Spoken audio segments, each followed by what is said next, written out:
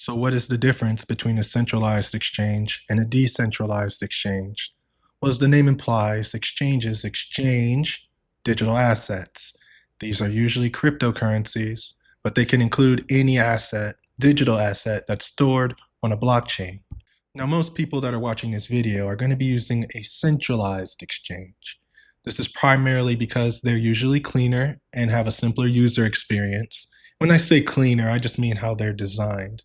They have to adhere to federal compliance laws, so the same anti-money laundering training and requirements that is enforced on traditional banks, centralized exchanges have to adhere to.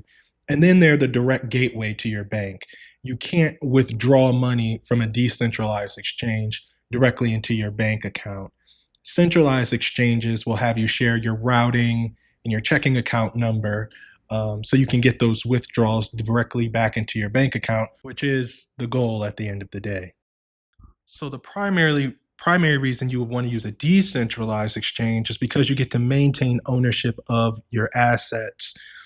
When you have a centralized exchange account, yes, a wallet is assigned to your ID that you create on that account, but you don't actually own the assets. A bank, or I mean, a centralized exchange could block your account for whatever reason, and your funds are just locked in there.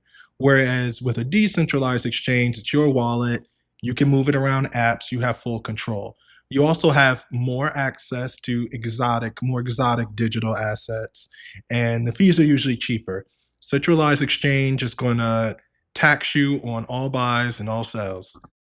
So I want to walk you through what it's like using a decentralized mobile app today. I've pulled up Uniswap here because they're the most established decentralized exchange currently, and showing you what it's like buying Ethereum. I've downloaded the app, I clicked Ethereum. Now I'm looking at the options I have to buy: MoonPay, Robinhood, Stripe, Coinbase.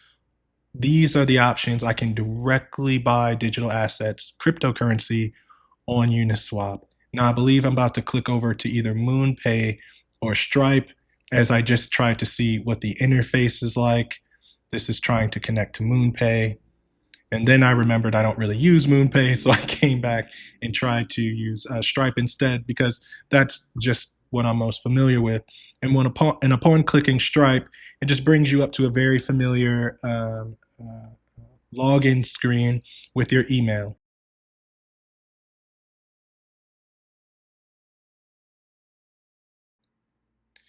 And on this slide, I'm including an infographic from my book that I created to help users visualize the flow of money from your traditional bank, which is represented in domain 1, to centralized exchanges, which is represented by domain 2, and domain 3 is your decentralized exchanges.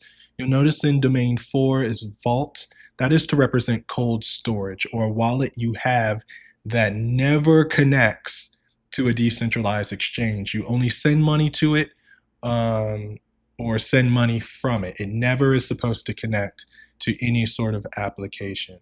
You'll also notice you can't get to domain 1 from domain 3 without going through domain 2. That's because when you buy digital assets off of a decentralized exchange, decentralized exchanges are hosted on blockchains.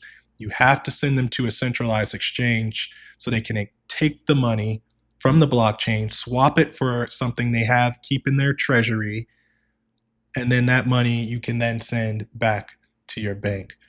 I hope this helps better visualize the difference between centralized exchanges and decentralized exchanges. You'll find over time certain apps, certain blockchains you prefer based off of whatever project is being sold to you or pitched to you at the time. But it really just, you don't have to be afraid. You can start off with $20 and just poke your way around. Fees are going to chip at you, but you'll be just fine and eventually get more comfortable. I hope this helps.